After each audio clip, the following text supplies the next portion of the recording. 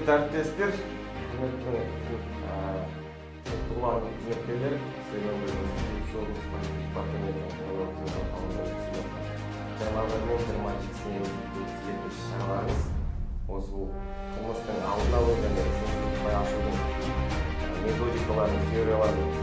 өткізу мақсатында сіздердің жұмыстарыңызды ары қарай жандандыру мақсатында